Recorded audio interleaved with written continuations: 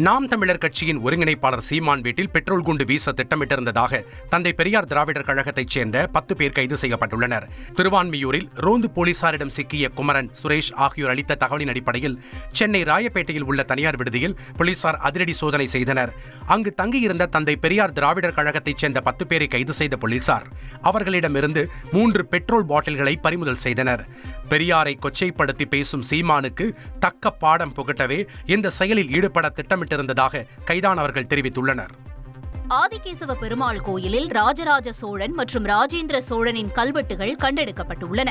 திருவள்ளூர் மாவட்டம் பெரியபாளையம் அடுத்த வடமதுரையில் இந்த கோயிலில் மாவட்ட தொல்லியல் துறையினர் ஆய்வு செய்தபோது கண்டெடுக்கப்பட்டுள்ள கல்வெட்டுகளில் ராஜேந்திர சோழனின் பெயர் இருபுறமும் தமிழ் எழுத்துக்களால் பொறிக்கப்பட்டுள்ளது.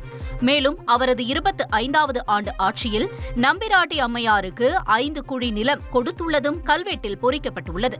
மேலும் அர்த்த மண்டபத்திலும் ராஜராஜ சோழனின் கல்வெட்டு இருப்பது தெரியவந்துள்ளது. செய்திகளை உடனுக்குடன் தெரிந்து கொள்ள உடனே சப்ஸ்கிரைப் பண்ணுங்க.